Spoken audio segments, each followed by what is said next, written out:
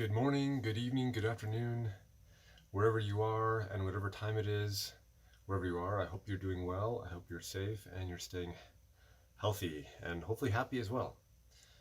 Today we are going to be talking about least squares regression. We'll talk about what we say or what we mean when we say least squares, and we'll also talk a little bit about why the word regression is used. So the main idea is that we have some data points, and so you can see that we have 6 data points right here in this little graph.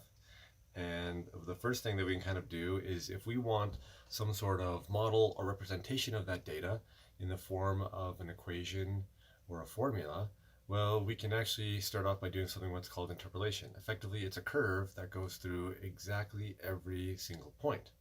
And this, to a large degree, is what we do when we have 2 data points and we want to have a equation, a formula, a line, and so we figure out what the line is that's going to be between these 2 different points.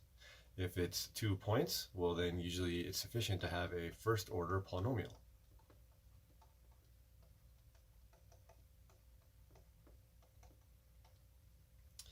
And this is the usual sort of y equals mx plus b sort of idea.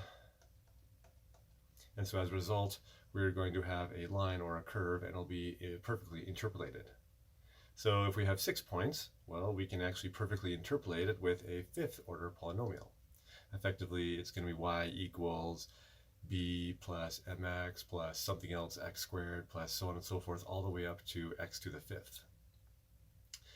But in general, we want to do a trend line, and so it might be overkill to actually interpolate every single point, where in fact this blue line kind of indicates the general sort of notion as to the direction of the relationship between, say, data in x and in y. As a result, we have a curve that represents kind of the trend, but doesn't necessarily cross through any of the points. In fact, all of these points might be related to this relationship, but there's noise in observation, there might be noise in how we recorded the data, and so as a result, we want to generally kind of have this trend line or a regression line, and this is what we call linear regression. Usually it's going to be of an order much less than the interpolation line. We'll talk more about this in the coming slides. All right, so we already kind of mentioned this first order polynomial, where effectively we have a whole bunch of points, and we want overall just some sort of equation that generally kind of represents that relationship between x and y.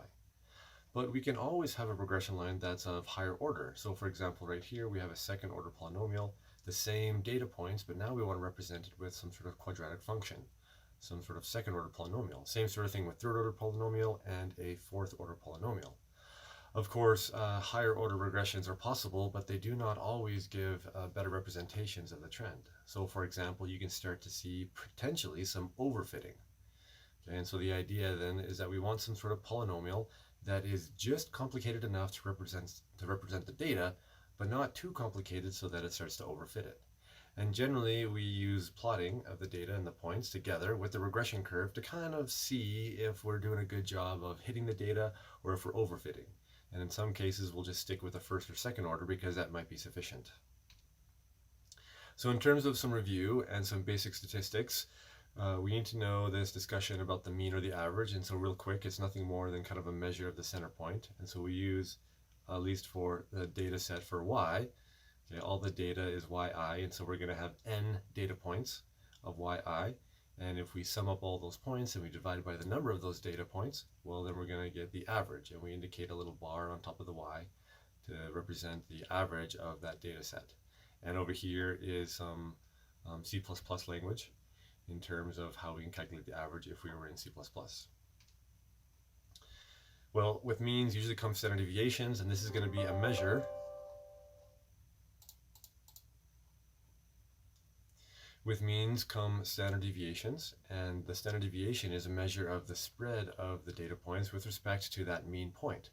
Therefore, if you can see in this equation right here, we have the standard deviation value is equal to, well, it's equal to the average, in a way, spread, in the sense that we take the difference between right here, all the data points, with respect to that mean value that we just calculated, since sometimes this value will be negative and sometimes it'll be positive.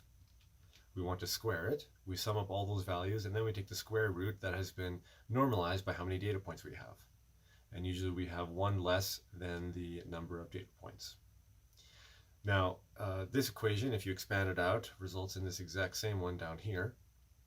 And so as a result, we can do the summation of all the yi squareds minus all the summations of the data points, square that and divide it by n, and it'll result in the same value. And so of course over here we can see that there's some C++ language that will provide equations, or rather processes and programs, to come up with the standard deviation in these two different ways.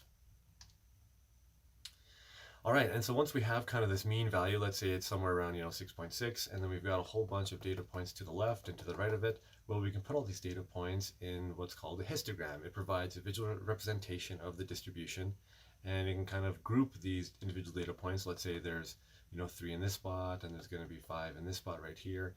And so essentially we can get an idea as to the distribution, as to where all those points lie with respect to the mean value. Now, if it's a normal distributed data set, then we could expect a smooth bell-shaped distribution, sometimes called a Gaussian distribution, and it's mathematically well defined.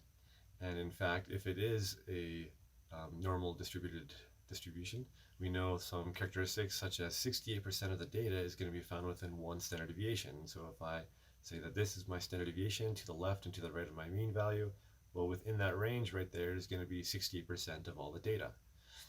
And of course, if I go one more standard deviation away, so out to here and out to here approximately, we know that in this area, between these two bars, is going to be 95% of the data inside this normally distributed curve.